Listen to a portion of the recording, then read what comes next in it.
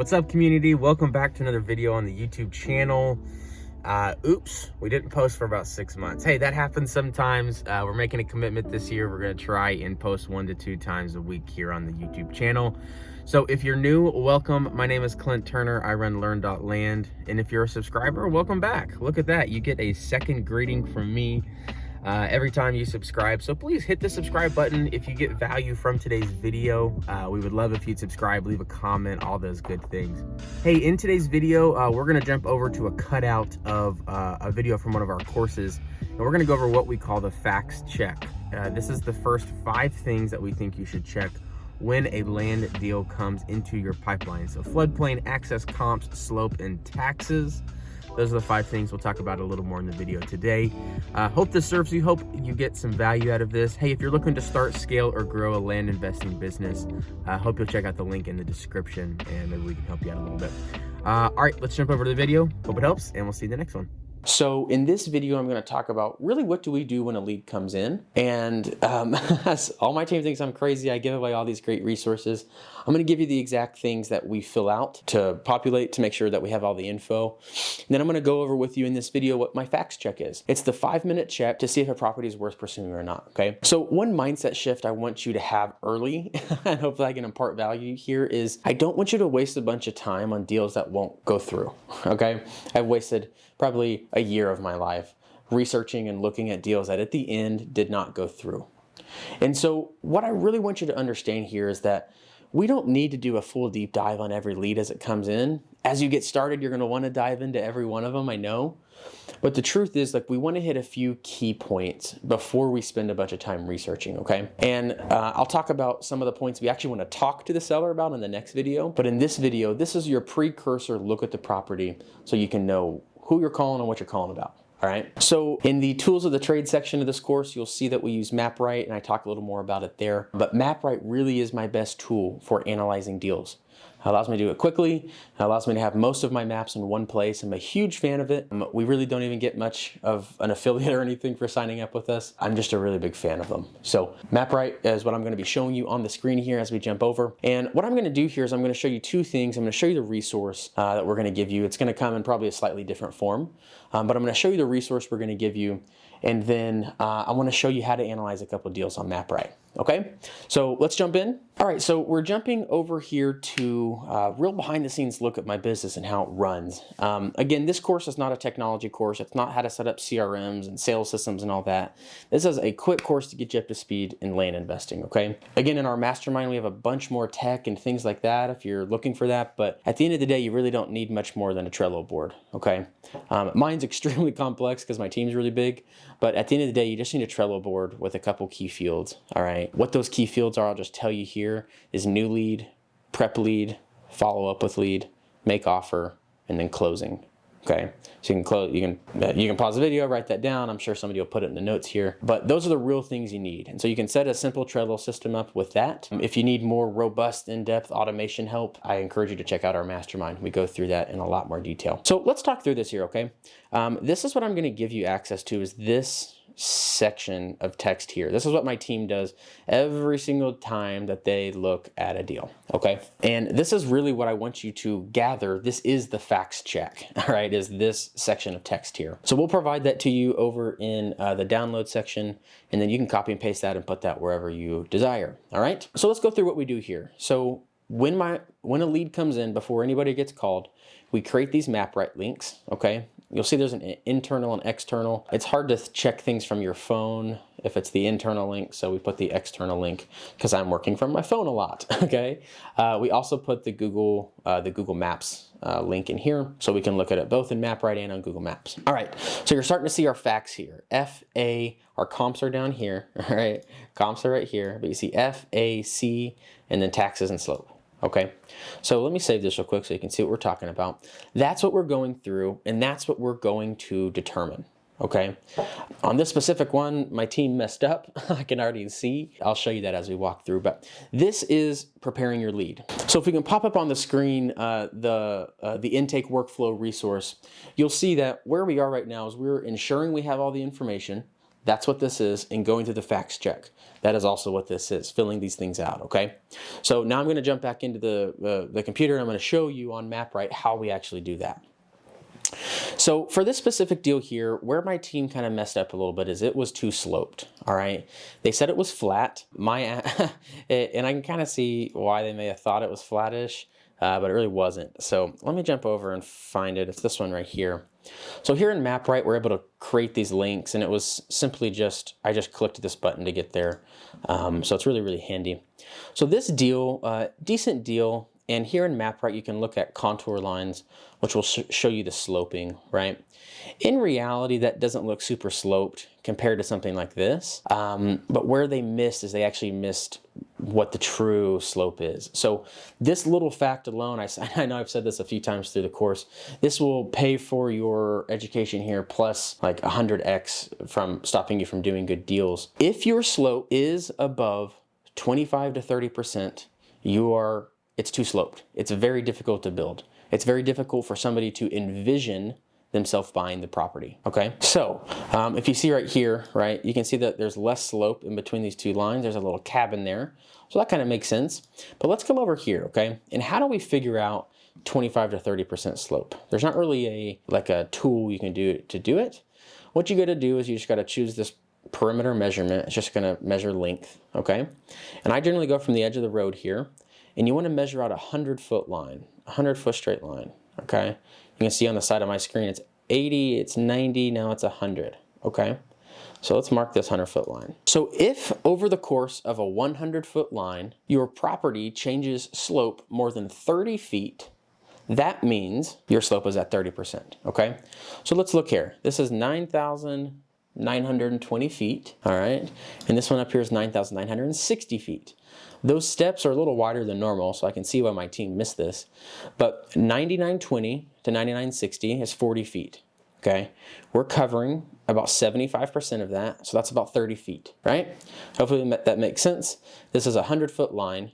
We can tell by measuring from here to here that the change in slope is about 30 feet because it's 9920 here, it's 9960 here. I'm making a little guesstimate, but I'm pretty confident that that is a 100-foot line with about a 30-foot elevation change. That is right on the edge of unusable, okay? Some people will buy it. I've bought sloped properties many times in the past, and like I tell everybody, every property always sells. It's just a matter of time. So we went back to this person and said, hey, property's too sloped. We would have to pay less for it. They did not want to pay. They did not want less for it, so the deal died. So in the facts check, okay, F-A-C-T-S, S is slope, all right? That's what killed this deal here. A couple other quick things we can check, all right? What's the F? Floodplain? Click the button right here, FEMA floodplain, all right? And this will say, I believe this is gonna say that it's not included. So we don't know for sure if this is included. This is at about 10,000 feet in elevation, so I'm pretty confident it's not in the floodplain, but not all areas will have that. I'll hop over to another one and show you. Let's click the floodplain here. Okay, so floodplain's on.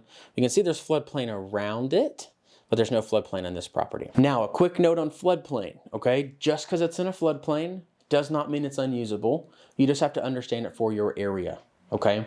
For example, one of my employees lives in Arizona. We invest a lot in Arizona. She says all of Arizona's in a floodplain, right? I don't know that, I don't live in Arizona, but I do invest a lot there. And I do know a lot of our deals are in floodplains, or they have wetlands going through them. And that is not as big of a deal in Arizona as it is in Texas, okay? Very jurisdictional. Even in Florida, it's much, much more important, or near the coast in Texas, right? Floodplain is very jurisdictional. So you need to contact the county planning and zoning, enter county name, planning and zoning in Google, call them and ask them about floodplain requirements, all right? If it's a long list, probably a red flag. If it's like, no, nothing, then you're fine. Okay, so back over here on my screen. So we're checking floodplain, right? No floodplain. What's next in here? It's access, right? So let's see. This property has road access. Great. This property has road access. Great. This property, even though it shows road access, we're not 100% sure if it has road access, okay? You can see how it's kind of in the middle of like nothing here. It shows a road. This one would be more questionable on if it had access, all right? So a couple quick notes on access. There's two kinds of access. There's legal and there's physical access. All right. Legal access means it's in the deed, it's in the chain of title, that you have right to enter and use that property from certain waypoint. Okay.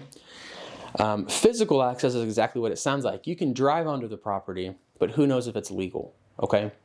My general barometer is I want both. Okay. I don't necessarily do deals if I don't have both. It can be a dirt road in a legal access. That's fine. But if my hard no is legal access. If there's no legal access and I can't gain it, then it's a no from me. Okay. Past that, if there's legal access, but maybe the road hasn't been cut, or it's snowy, or the road's bad, or whatever it is, it's terraneous, then you just got to make a decision and kind of decide on what you think the property will sell for with the current condition. So jumping back over to our screen here, these two properties had very clear access. You can see there's a road here, and then you can see there's houses and such built around here, and there's roads, as you can see right here. Normally if there's houses built, that means that there's got access to it. So those two had access. This one is one that I was more concerned with, right? Even though you can see there's this little like road running through it, what actually is that? Well, it's just a tiny little dirt road. And we're still trying to figure out how exactly that connects and what the legal route is. Looks like it's in through there, up through there, and down through there. But these are things you have to verify. So this is a red flag we would have seen in our pre-due diligence, okay? So we've gone through floodplain. And just real quick, floodplain also includes wetlands, okay? So this is floodplain. I guarantee you'll see little wetlands here, yep. You wanna make sure, wetlands are a lot more dangerous than floodplain, all right? Wetlands, if your property is mostly covered in a wetland, it's in most areas going to be unusable, okay? If it has little strands of wetland like you see on the screen, then that's okay. That's perfectly fine, but wetland is normally like the non-negotiable. Floodplain is just going to depend on the area, all right? So there's floodplain. We've talked about access. Comps, okay, this is the process of going back into data tree, going back into Lands of America, going back into all the tools we talk about, and finding similar properties, okay? This is really important, all right? Very, very important. Whenever you're mailing, you're doing general assumptions, kind of assumptions for an area, okay? Sometimes they're right, sometimes they're wrong. Welcome to business, all right? When you're comping a property, how I like to teach it is you need to zoom in directly to the property on every website and slowly zoom out and redo your search. Because when you're comping a property, you want to find like comps. Comps that are very similar, they're right next to it, same acreage, same area. You don't want to make generalizations. Now it's time to get detailed. So for comps, how I generally recommend it is you zoom into all the websites, Zillow, Land of America, Data Tree, and you zoom out and you just start seeing what are the sales prices? What are the prices per acre, okay? So that's the C. We've got floodplain, access, comps. T for taxes, you can generally go to the county treasurer's website, enter the parcel ID for the property, and it will show you the taxes. For 95% of counties, enter Apache County Treasurer, search the property, it'll tell you what the yearly taxes are, and if there's any taxes back due. And then S, we've already talked about, is slope, okay? So this is our initial due diligence for property, okay? We call it the facts check. It's obviously a little more in depth. We kind of just walked through it here. We create our map links, we go through our big red flags, and from that, we should know, hey, no big red flags, and I have a general idea of what the property's worth. Maybe you don't know the exact price, that's fine. We rarely know the exact price. We really never know the exact price. We're always making educated guesses. But at this price, you've got the ammo you need to get on the phone with the seller, okay? So what the whole goal of this is to eliminate properties that are red flags that you won't really want to touch, right? So if they don't have access, they're really sloped, things like that, they're all wetland, that's stuff that we would just say, hey, we're not interested in buying, thanks for reaching out, right? But now that you've got past your red flags and you've got a general idea for the price, it's time to get on the phone and talk to the seller. All right, so that is our initial check, right? When the lead comes in, this is what you can do. You'll get it down to 5 or 10 minutes, right? It's really, really quick. Don't spend more time on it. It's my big plea and my recommendation to you is not to spend more time than it needs, okay? And up front, all you need to do is check off your boxes and get a basic idea of price, all right? Once you have all those things, now it's time to talk to the seller. So in the next video, we will talk about talking to sellers, what's the general things we want to get on the call, and how we handle getting deals under contract. All right, we'll see you there.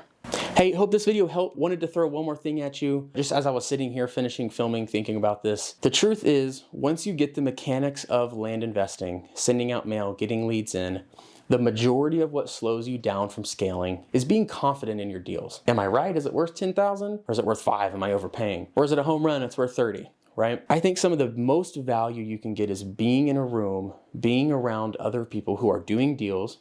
And especially within our mastermind, we have access to where you can get a deal reviewed for low to no cost at any time, okay? Whether it's with some of the people in our group or it's with one of our coaches, low to no cost. If you're in our mastermind, we will review any deal you have with you, okay? So I just wanna let you know that because I've been doing this for a long time, and where people get mostly hung up and they lose their momentum. If you're a Tony Robbins fan, you know that momentum is really what creates the energy and the success in your business.